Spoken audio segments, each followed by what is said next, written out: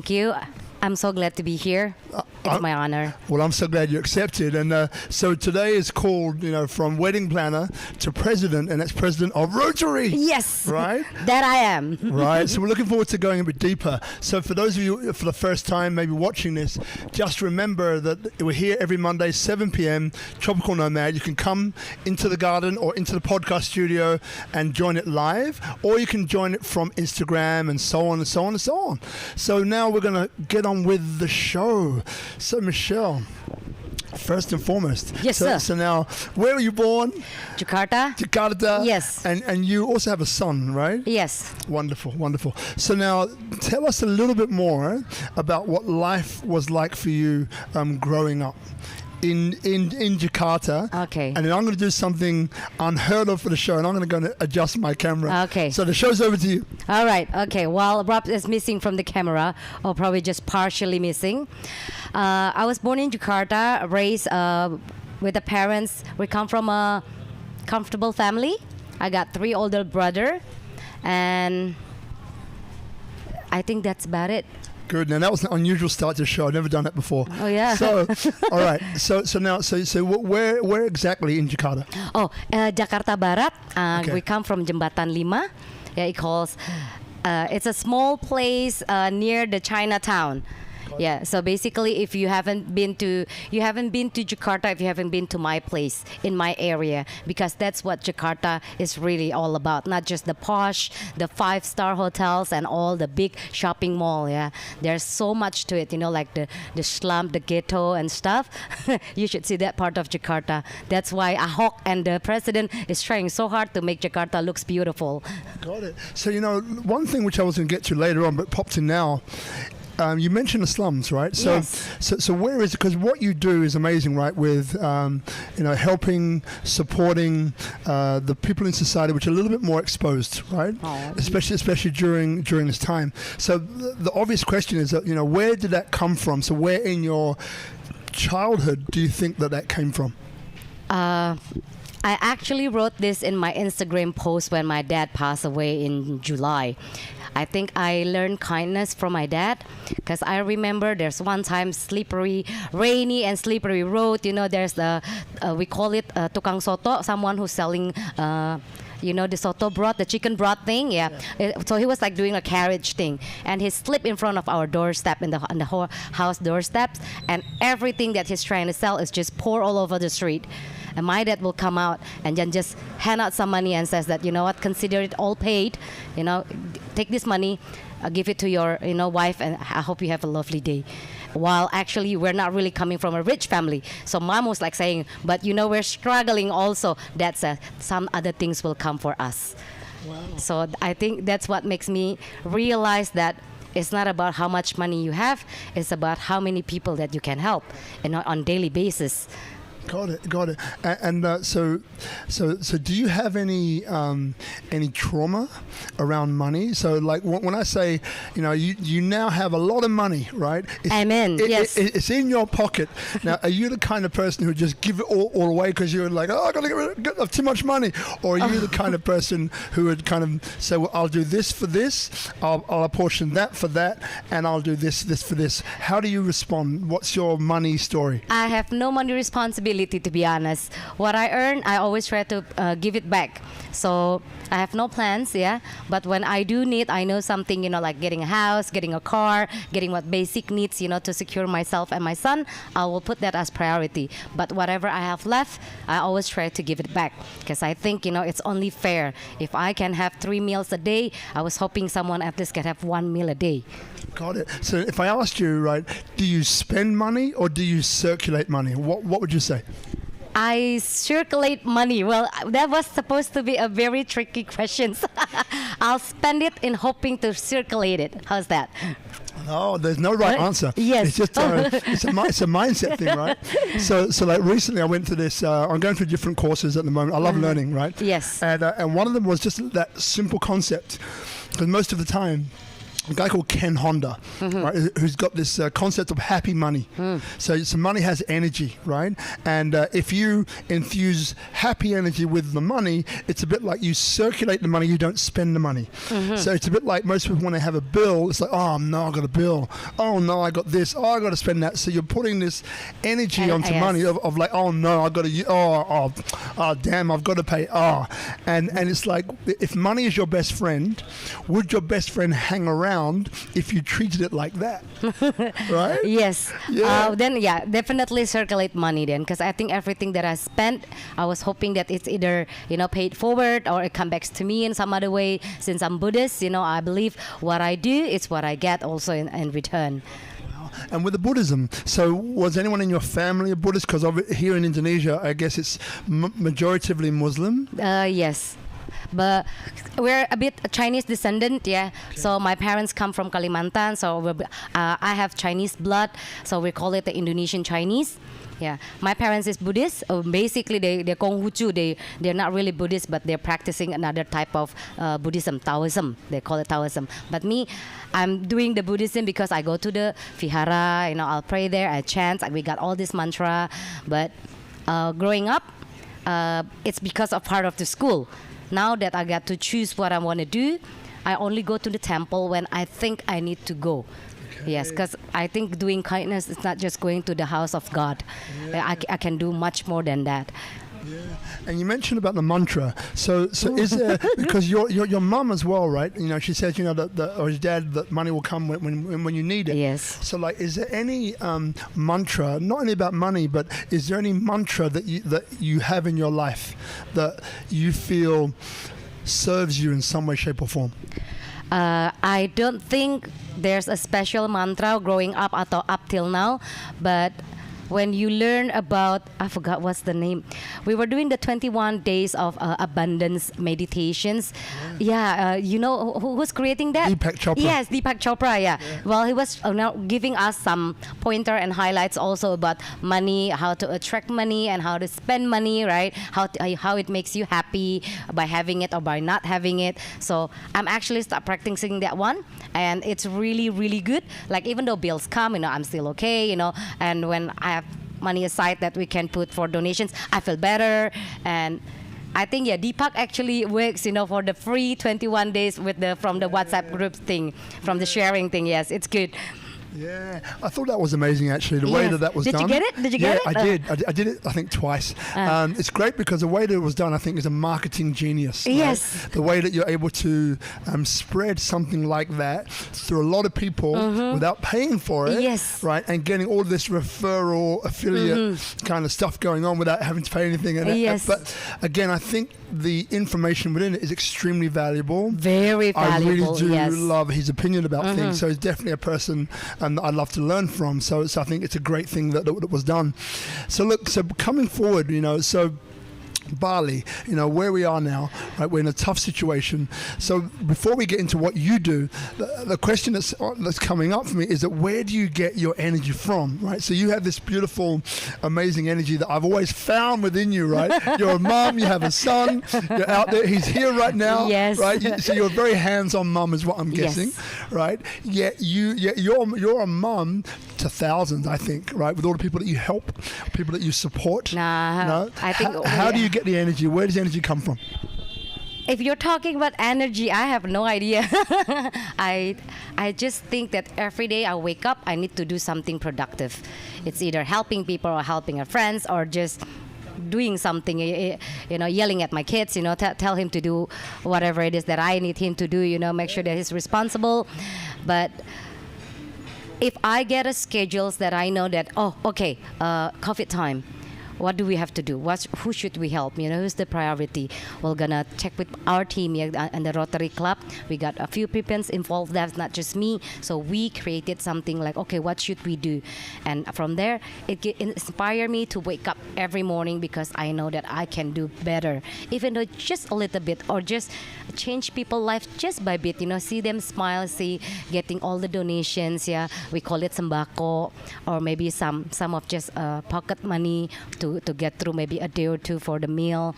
I think that will give you enough energy for the rest of your life, thinking that you actually do something and help someone.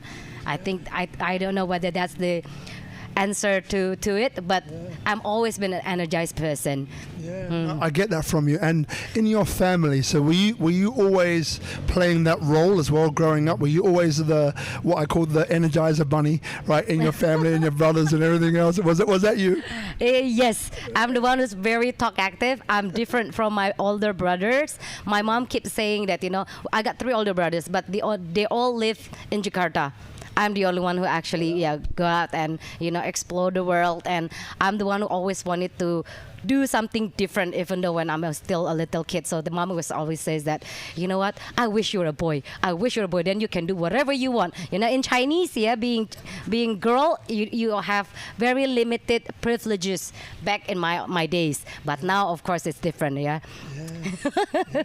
And then the other question, and then we move on, is so where does this resilience come from? Because again, I get the humor, because I think we're similar, right? So I've got this humorous face, but inside looks a guy who's very resilient and very on it, right? And I get the same vibe from you, right? So this streak of resilience, this strong woman, where does that come from? Mom, probably, yeah. Seeing mom raising 4 kids, and dad is my dad used to be a truck driver when I was still like really, really small. So she will have to, really managing money before dad comes home with another paycheck. Because, back in the older time, there's no cell phone, there's no bank account, there's no nothing. So what dad give her, she have to pull it through until whatever the dad come back. So, and I see how she's doing it without maid, without help at all. 4 kids. Tidy up a house, managing household money and everything. And mom is a very strong woman, So I was like thinking, I want to grow up and be like her. And and then lucky enough, yes, I got her courage, I got her strength, and I got my dad kindness also. So it's all of real. I'm blessed having my mom and dad in my life. Love it, love it, love it. And so when I say the phrase "Bhinneka Tunggal Ika," yes, what does that mean to you? Yeah. So by the way, those on top of my head. That's actually my old school. Really? Yes. So those of you who are just watching, Bhinneka Tunggal Ika means unity in diversity. It's the slogan, right, of Indonesia. Yeah. So yeah, you've had enough time to think about the answer. Come on, what's the answer? Well, the first thing when you said that, it's my school, because I went to school and the school called Bhinneka Tunggal Ika. Yes. So. Yeah, when first you say that, of course, that's the first one pop up in my head, because I was like, what, junior high until high school, I'm there still, yeah. But now, Niti University, I think I have no idea what it means, to be honest, because for me, I look at people all in the same thing and blah blah. I start realizing that Bhinneka Tunggal Ika or Unity in Diversity is when I put my son to school and they have the team for the dance thing or whatever. So there I was like digesting, so that's what it means, because it never really hit me, like I need to know or learn or know about the meaning of something, because I take it for granted. It's just my school's name, yeah. I don't think it that far. So, but then when you asked me just now, I realized that I think I've been doing that Bhinneka Tunggal Ika since I was a kid, because I always friends, with whoever. Yeah, I help people, no different color, no races, no nothing. For me, they're all like, people are people, right? And animals, they're all animals. So if you're gonna help stray dogs, I'm just gonna say, no, I like this stray dog, I don't like that stray. No, to me, everything's the same. As long that they're breeding, they need food, they need help. Let's just help. It doesn't matter where you come from. You might be rich, but if you needed an ear, someone that can hug you, that's why we're here for. We care. We can just sit there and listen to your problems, give you a big hug if you need one. And it's not like that we're a shrink or anything. Yeah, of course not. We don't offer professional opinion, but we do offer comfort and care. Got it.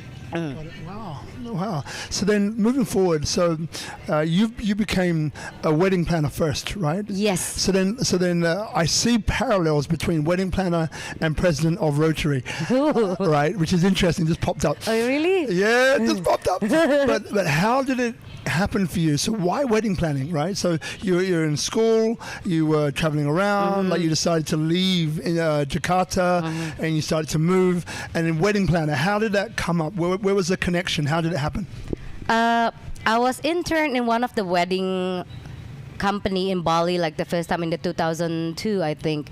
And I start to realize that why work for others when you can do the job yourself.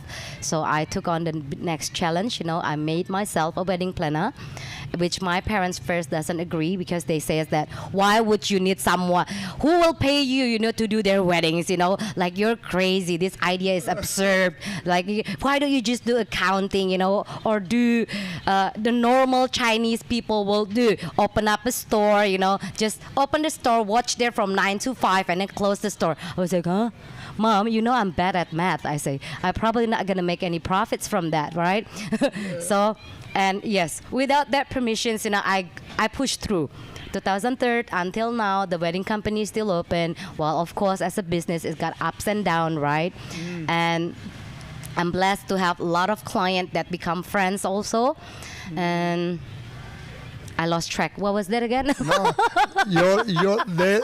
There is no track here, so you never lost. Yes. So the next thing that comes up for me, right? So you're saying before that that your mom said no, not behind it. You need to follow like a more traditional approach to life, right? And you're saying no. So the people that are watching this, maybe some people here in Indonesia, maybe they're in a similar position. Maybe they're Muslim or Buddhist or something else, and they're there wanting to do something else, but they feel that pull from family that's so strong that holds you, right? It holds you back in many ways, because they want you to be safe. And this sounds a bit reckless. It sounds unsafe, and I don't want you to be hurt.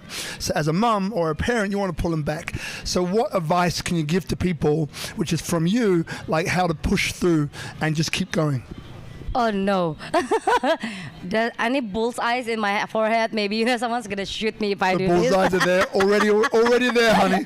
Already there. You can't rub it off. Well, my advice to people who are actually struggling to find themselves and now try to get permissions to do what you love from your parents is just keep doing what you love and then show them. Because sometimes, actions speak louder than word.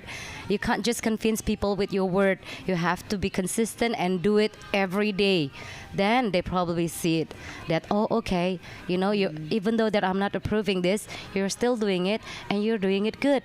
Yeah, one day, of course, either you're the one who's gonna get tired or they're the one who's gonna open up their eyes. So we'll see who's get that first, right?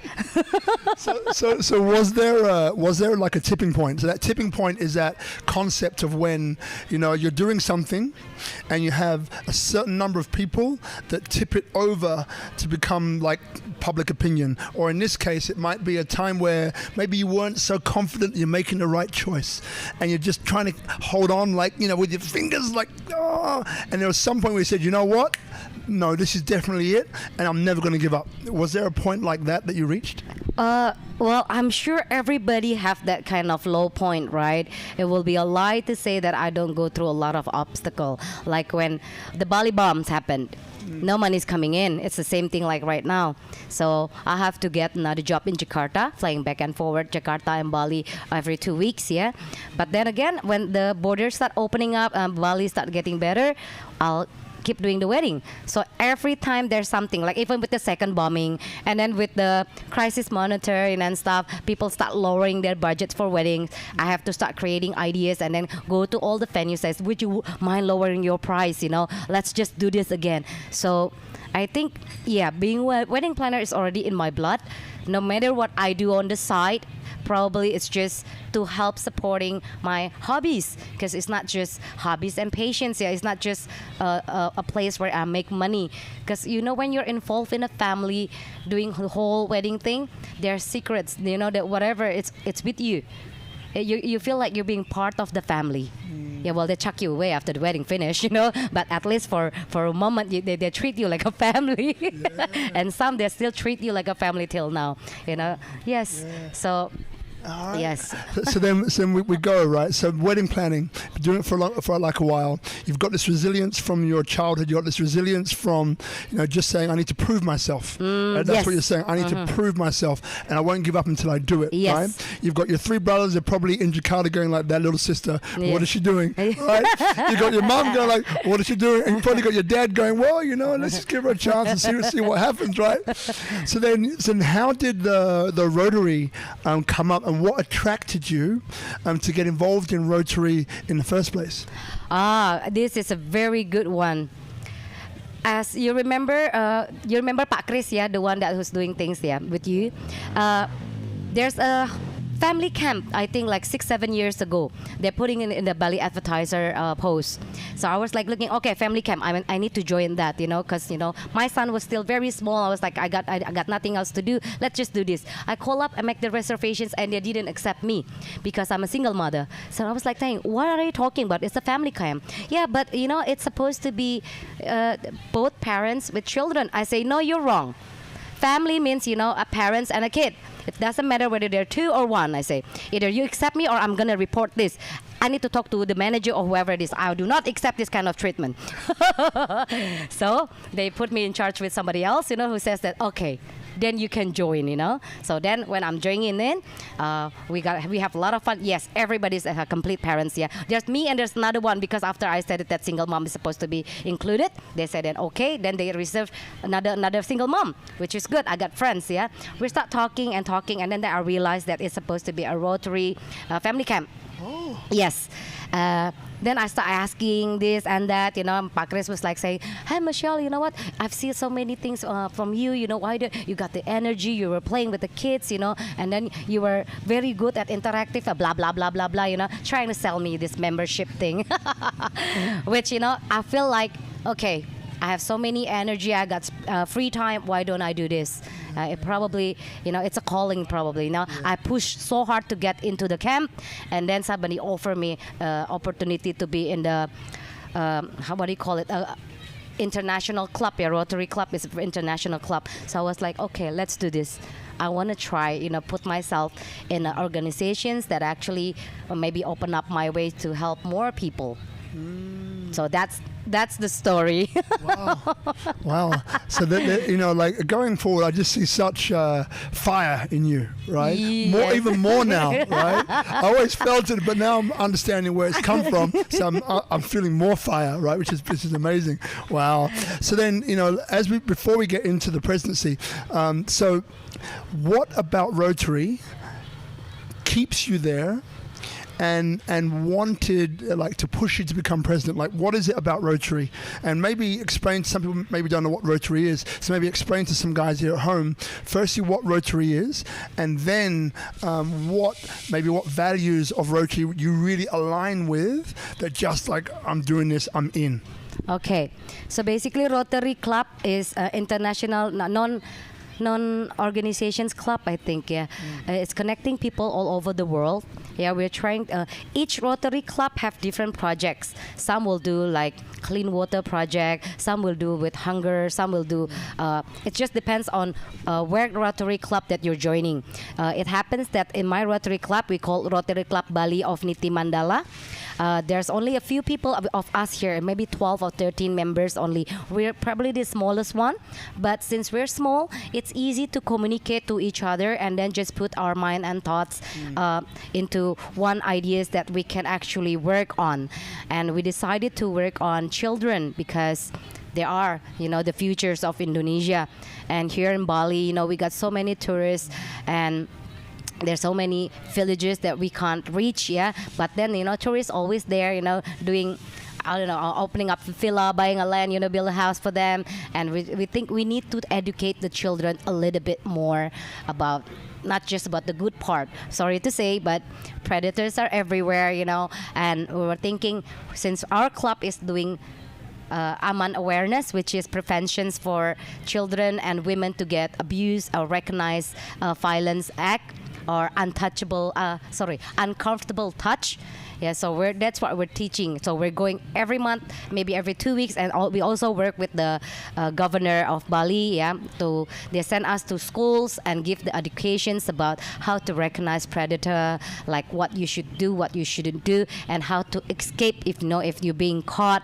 It's not really like a kung fu master thing. It's just a few simple tricks, to make sure that the kids can get away and run, not to fight. Yeah, we teach them how to run and tell and scream and ask for help. So that's why we were like, okay, let's just do it because it's really, really good. From that, we evolved into another project, connecting with another Rotary club. I think Rotary Club of Bali Taman, if I'm not mistaken. And we're helping another disabled kids, also disabled children. So we are assisting them we try to make, we find, we find people who wants to donate and give the children a free therapy, because they have CP, cerebral palsy, where all their arms are really stiff, and then hydrocephalus and some Down syndrome. So we always, gather them up, get a free massage therapy, or we take the parents and the children, go for an outing, so it's just refreshing for the parents and also for the children. I think, that's the two of things that Rotary, my Rotary Club of Bali Niti Mandala been doing. Wow. Got it. And so a few questions come up. One is that, so is there anything that you can share with us? Maybe there's some parents watching now and that they have kids. So you mentioned before about prevention. Is there anything that you can tell us, what our kids should be doing to avoid being either, uncomfortable touched by somebody else, or even, worst case scenario, to be taken by somebody? Okay. First thing is, if you have a little girl, mostly the threat is always little girl, right? Yes. They make sure they know how to say no properly. And when say no, not no. They have to have a voice like me at least. And then, if it's someone that they actually know, they have to put up their hands and put it like this. At least with an arm length, they know that you're not supposed to come into my privacy area. No. I have to say that, no. But if you say no, well, it's like no, yes, no, or maybe, So we always teach the children, if you see an adult and start touching you in a place that you're not comfortable, it's harmless touch, right? But it's make you uncomfortable. What you need to say is say no, or in the Bahasa we say tidak. Yes, we don't say jangan, because jangan it's more like, it's not too straightforward. Like jangan, they keep coming, if you say jangan. But if you say tidak means like no. I'm firmly say no. No, it's a no, right? So that's how we teach the kids. Actually, there's a few tricks, but the first one is that one. Say tidak. Tell them straight no. Like if you're coming up from school and you're being grabbed by someone, like hands grab thingy, try to grab me then. What we can do is, see, Rob's hands is really big. It covers all of my my arms, right? So as a little girl like me, and a predator like you, I'm not a predator. What we have to do is twist our arms like this to the smaller bone, and then try to pull it like this, because this is where your weakest point, right? You grab it like this. I'll just have to turn. I'll do this. I run away, help, and have to scream help, because that's what we're doing. Instead of you try to push and pull and then try to kick, the more children do that, the easiest the predators like just grab and put it. Because if you're just being like this and then you just suddenly do this, you will not be expecting that I know how to do the tricks to let go, right? But then it takes quite a few practice. It probably hurt the children's arm a little bit, with all the nail scratch and stuff. But I said it's better to get hurt in the arm than what gonna happen next. So that's it. Well, so they're two very powerful things. So the first one is tidak, yes, or just no, yes, and then the second one is that one there where you move to that junction between the forefinger and the thumb. Yes, because that's where the gap is. Because this is basically there's no strength in here, right? So it's a quick draw. Yes, quick draw like this. With just using his elbow movement like this. Got it. Just like that. Got it. So now, because if you do this, you will know, and then you will, strengthen your grabs, right? Got it. Yeah. So what's one of the toughest things that you've seen? Right. So we're shifting gear. So what's one of the toughest things you've seen? You've been working with kids. What's one of the toughest things you've seen? Oh, I don't want to go into this. Recently, we've been working with the government. I forgot. I was supposed to Google it because I told the staff also that I'm not good with memorizing data and places. They gave us the data of children that being abused. Mostly either by fathers or uncle, and it's hard to reach them. Right? It's really hard to ask a little girl. Like, why aren't you comfortable? What did they do to you? Like, they'll be like saying, "Oh, it's my fault. It's my fault." And I keep saying that it's not your fault. It's not. Yeah. I'm gonna skip the details, yeah. But the thing is, it's just when you see a little person, you know, with no helps, yeah, get abused by that, it broke your heart a little. Start thinking like, where's the parents? But can we actually blame the parents? Not really. In Indonesia, you know how people work 24/7 just to get a little of money, and that being said, neighbors and stuff sees that as an advantage, especially those who have. Craving for minor person, yeah, if you know what I mean. Yes. So I don't want to go into details, otherwise I'm gonna cry again. You know, it's a really touchy point for me. Yeah. Skip. So look, how about I ask you this? So if I'm a person, what are the signs? So if I look at someone's daughter, or I look at, maybe I'm out at a public space and there's families which are playing and the whole family's there, or in another type of situation, maybe it's a dinner and the kids are there. So are there any signs that I could see that somebody is being abused by their father or uncle? It's a tough sign to say, yeah, because some kids are just very introvert also, yeah. It doesn't mean that they're being abused, but until now, honestly, we can't say anything. We discovered one incident like that. It's a mother who actually adopted a son. She adopted a son, and then turned out that she's been abusing the son. We find out because, you know, there are so many bruises in the body of the little boy. We asked the little boy, like, what's going on with you? You know, what's going on in your life? And he would just shut us down. And every time when the moms hang out with other kids, that kid will get no food, while the other two kids, you know, her own, will buy the food from the restaurant ordering. So we're like, why? What's wrong here? You know, it's like a different, like you would not treat your kid like that, right? If the one get ice cream, the second one get ice cream. Yeah. So we're like, what should we do? And we talked to the Yayasan, the Yayasan Peduli Anak, I forgot the name again. See, I'm nervous. Yes. So we reported to the child abuse system, yeah, and they were like saying to us that it's hard to separate a child with the parents without proof, especially here in Indonesia. Like I'm sure outside it's easier. Once you think you recognize an abusive thing, you report it to the police. They will do something at least to separate the mother with the child, right? Not here. Here, if I do that, if I take the child with me, they call me kidnapping. Yes, so there's not much we can do until the little boy speak about what happens in his life.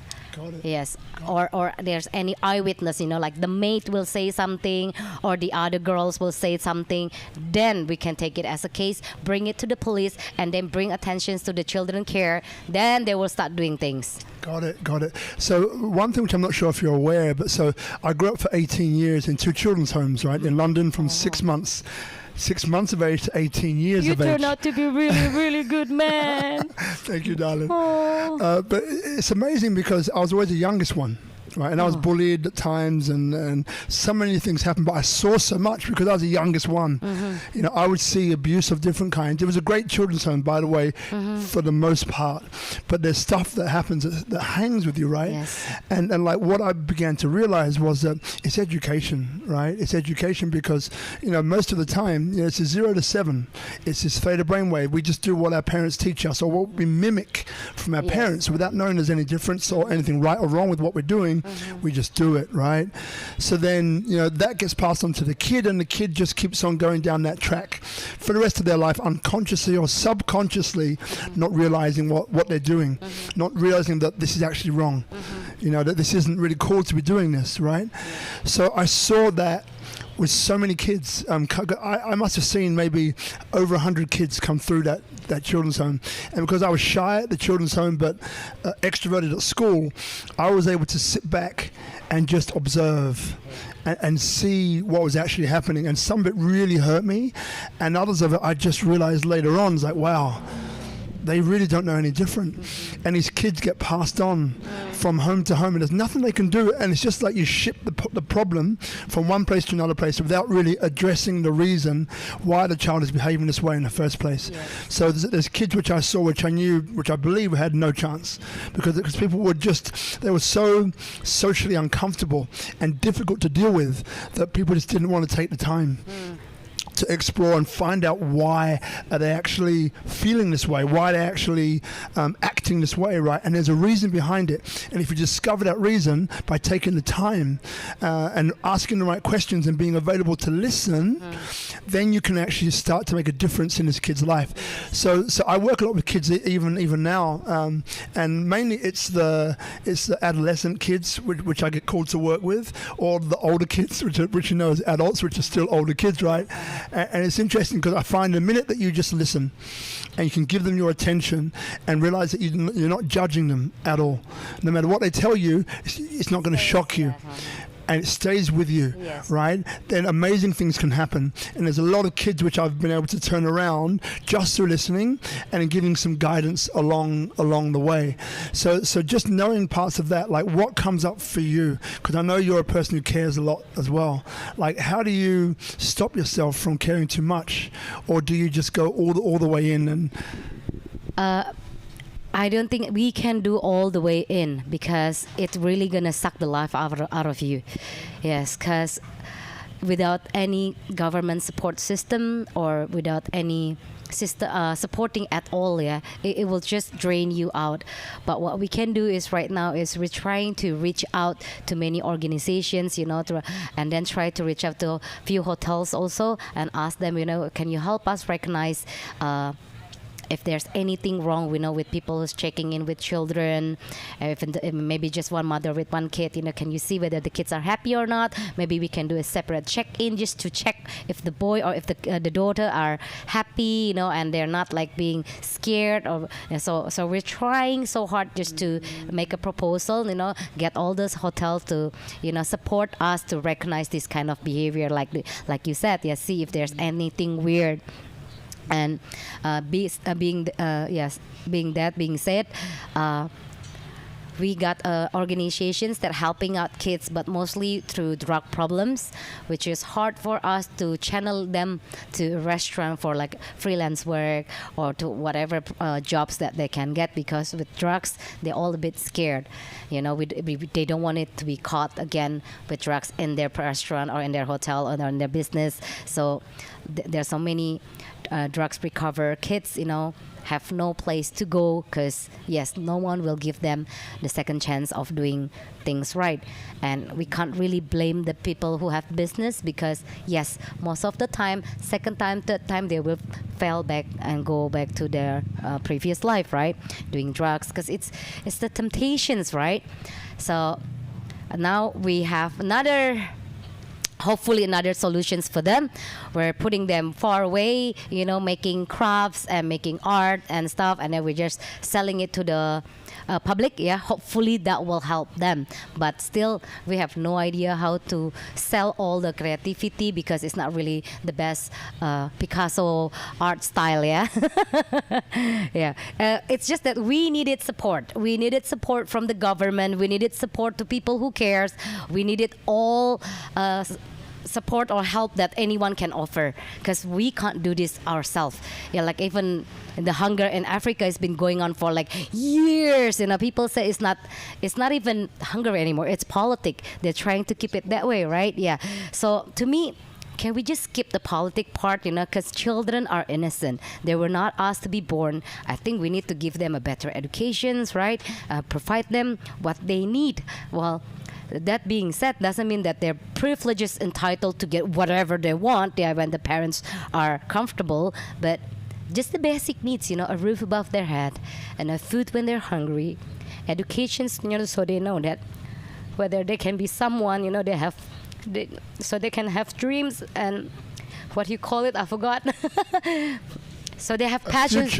A future. A future. What is cita-cita in bahasa Inggris? I forgot.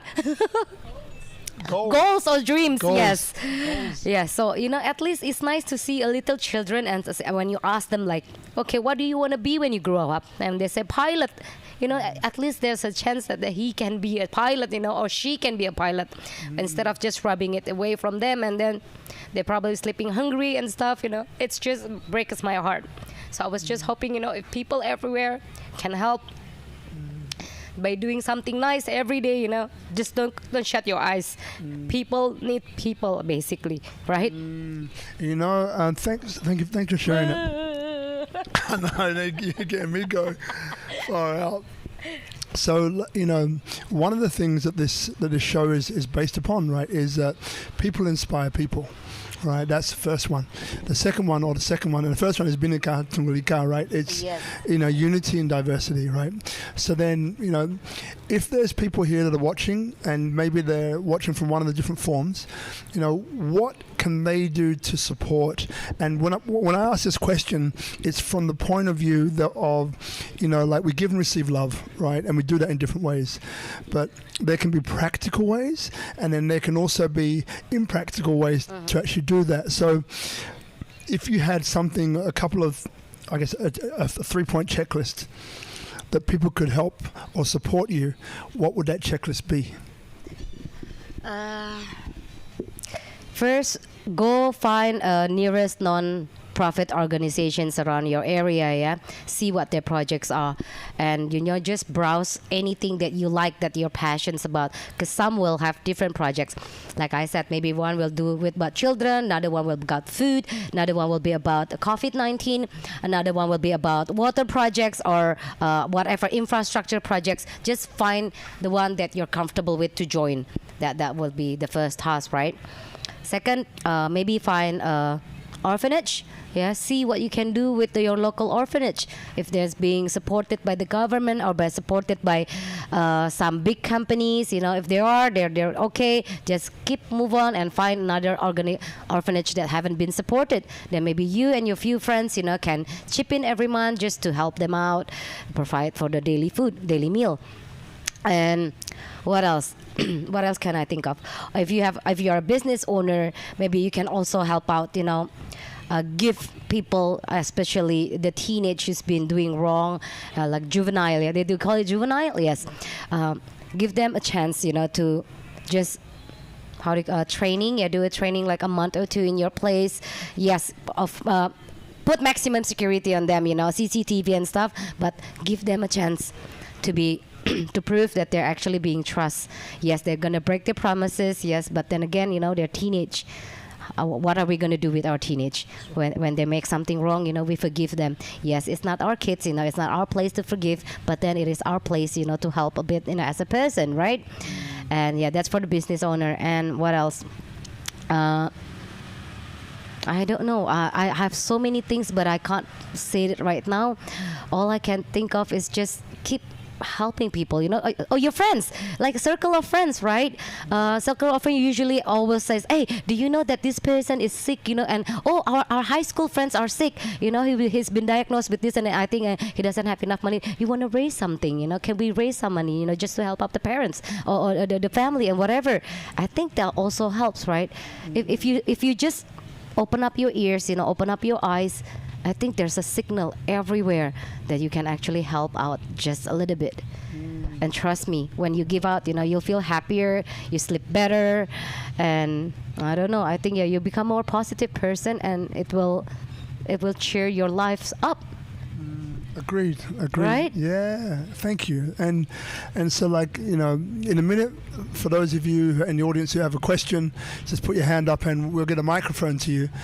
Now, one thing which comes up for me at this point is there anything that you've done in your life that just comes up that you wish you would have done it differently? I've done nothing.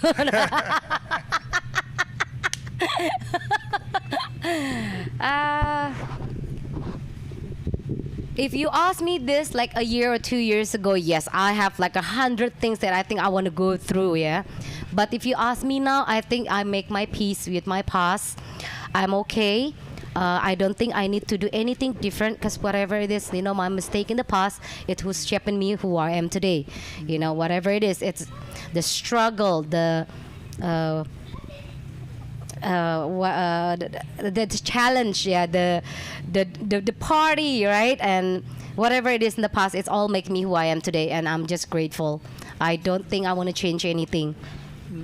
So how did you come to terms with your past? Because there's maybe people watching now who, maybe in a position where you were 2 years ago, right? And they're like, oh, I wish I would have done this. I wish I would have done that. What was I thinking? Blah, blah, blah, blah, blah. And putting themselves down. Now, what did you do that allowed you or helped you or supported you just to integrate that past and come to this place of, you know what? This is who I am today. All of that made me who I am today, and I'm proud of who I am. I love myself, and I want to move forward. Acceptance and stop judging yourself. I think that's the first thing that I have to do, because it's so tiring to live up to people's expectations, and I don't want to do that anymore, because it's my life. It's what I want to do. Success or not, it's my term. You can't say that I'm not successful, and you can't say that I'm not beautiful, and you can't say that I'm not skinny or whatever, because the thing is, I am who I am. If it's bother you so much, you move aside, not me, because you're the one who have problems with me, not me who having problem with myself, right? I can live with myself. If you can't, you just move away. Shoo. So, yes, I think what I need to do is to conquer myself and to think that it's okay being me. There's nothing wrong with me. Whatever it is, I have to accept and then move on. And well, it's not easy, of course. Moving on is never easy. Letting go is never easy. It takes time. Let the times come. Just live day by day. It's okay. Just keep telling yourself that you're okay. You need to move on. You're okay. Just move on.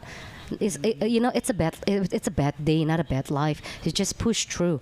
I mean, I'm glad that I pushed through until now. Yeah, I mean, I'm blessed with my health. I got my son healthy, cheeky. And even though during COVID with no income, of course, from the wedding thing, we're still here. We're still helping. Money's still not a problem. So we're really, really blessed. And still stuck in Bali.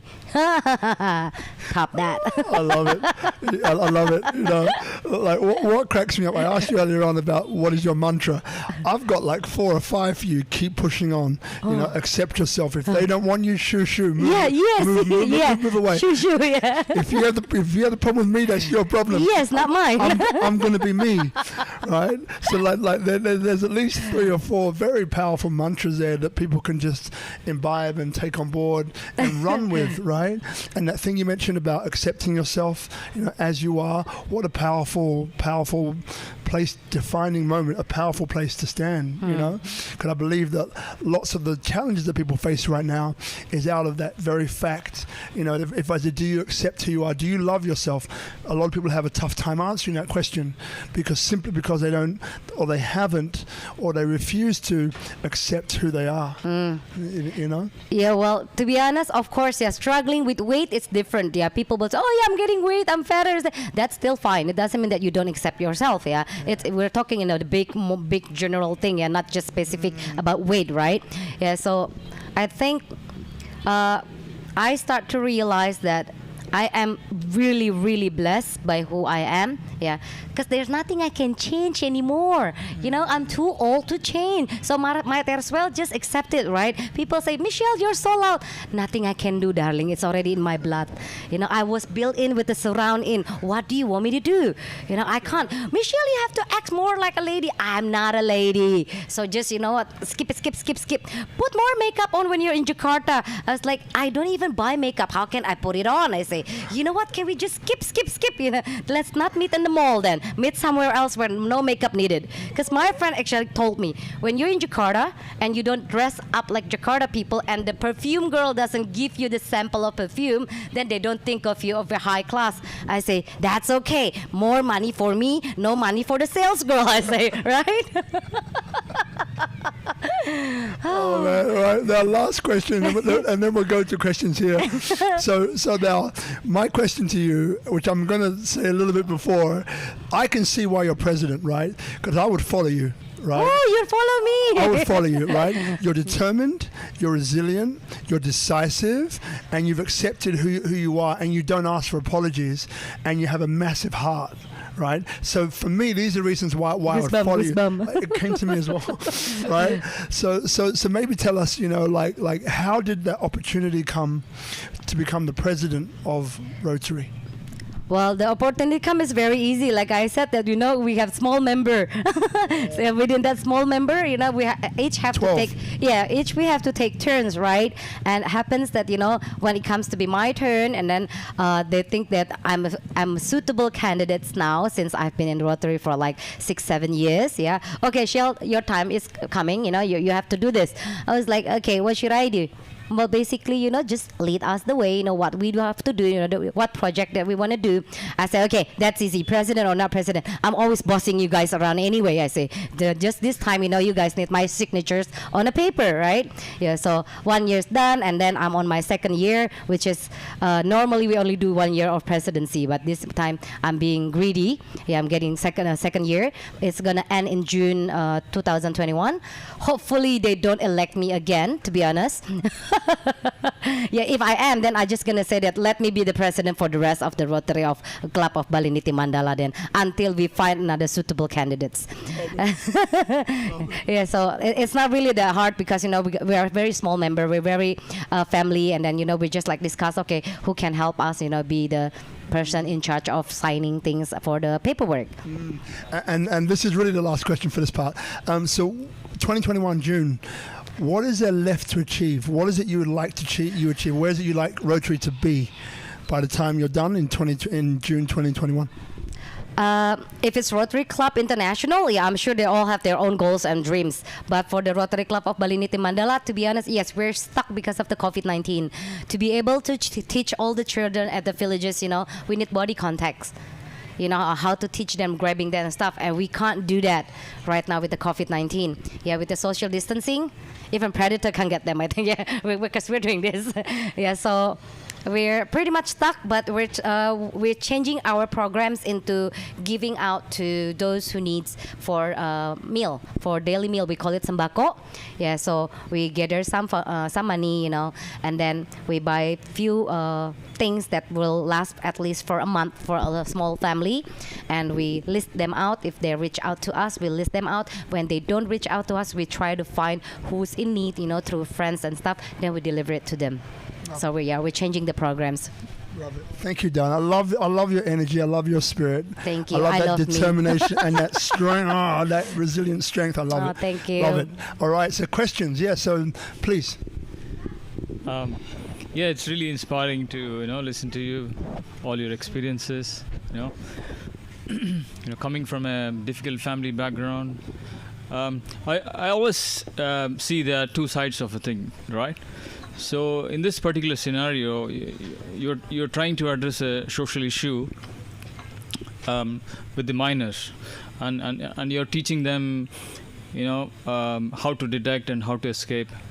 So I'm coming from a different perspective, because we are not still addressing the root cause,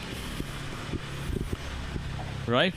We are still not addressing the root cause, because the root cause it's not the children or child, it's the parent or whoever that is. Mm-hmm. So I don't know, because I'm not in this field. So the question is, how would you address the root cause, in a different perspective of, getting to the predators and try to educate them, or I don't have an answer, but is there a way to address the root cause and look at it at a different side?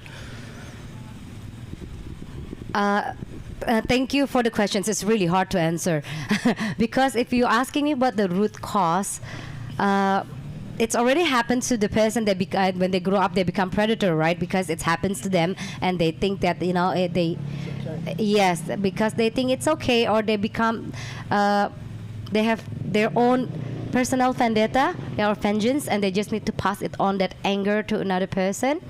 So that part, to be honest, yes, we can't help, and we can't notice them anyway.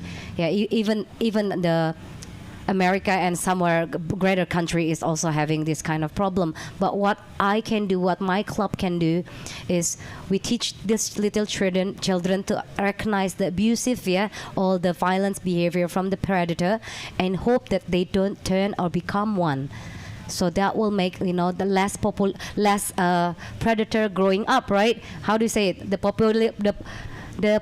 populations of predator is decreasing, right? That's what we're hoping. Yeah. But when you give the children the knowledge and educations about inappropriate touch, what the touch that make you uncomfortable, what's that's things that people can touch and people cannot touch, that will make them more secure. And then when they grow up, they will not do that to another person, or not, because they don't have the trauma. They don't have that hanging out around their house like, oh, when I was a kid, I remember this person do this to me. I wonder, if I do that to my niece, will she knows? Will she knows? That kind of thing will never go across the person's mind. So what I like to think and believe that my club, Rotary Club of Bali Niti Mandala, along with Aman Awareness in Jogja, we're trying to spread it as much as we can to the little children, minors, until maybe high school person, which is almost adult, same the young adults, to recognize this and then to keep, say no. And what? Yeah, I mean, it's, this is all part of that, of the reprogramming. Yes, right? That's how we're doing. We're trying to create a better human, so they don't turn into a predator. Is it possible to run a program to the parents and the family? Is it? I mean, because yes, it's very possible. We're actually doing some to the parents also, but then it's kind of hard because the people that we're trying to reach in the village is they're mostly labor worker, where they work 9 to 5 and they don't really have time to listen to a seminar or a group talking and stuff gathering. We're trying to get there bit by bit, maybe for like when they got Banjar gathering or there's something, then we come with we ask them to come, the mother, the fathers, and the children. Then we tell them, oh, please come, we're going to distribute some shoes, for school for your children, but we need the parents to come to sign on the form. So they will come. Yeah. So when they come, you give the shoes, but we ask them, can you guys stay for 15 minutes because we got any, educations and awareness that we need to share to all of you. And they were like, oh, okay. So we're doing a bit of trick things also, of course, just to get their time to see us. Yeah, and it's a great question, Green. One of the most difficult things, and I've looked into this in the UK and a little bit in Australia as well, about how to reprogram parents. And you're right, it's very challenging because, if you say to a parent, okay, come to a reprogramming awareness of, they're not coming, right? They're not coming. And then the other problem is, or the other challenge is that then, if you're also helping to reprogram the child at school, they're still going back to the same environment, which perhaps is an environment that doesn't support them in growing in that particular way. Mm-hmm. So it's really difficult. And I mean, I had a few friends, not friends, but a few people which I know, where literally, the kids had to prosecute the parents. And that was one of the worst things I've ever seen. Like, it's just horrible. Like, no one wins. No one wins. The kid is scarred, the parents are scarred. Like, it's very difficult. So probably one of the best ways I've seen is this mentoring, right? It's through men's groups.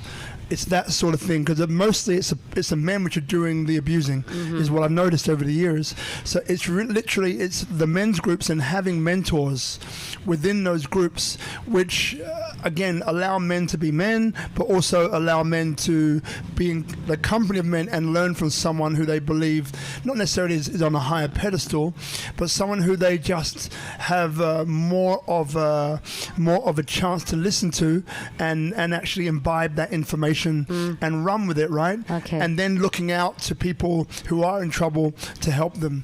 And so it really is, I believe it's a grassroots up as opposed to a top-down solution to that challenge. And it's one that's going to be going on for, I think, a long time.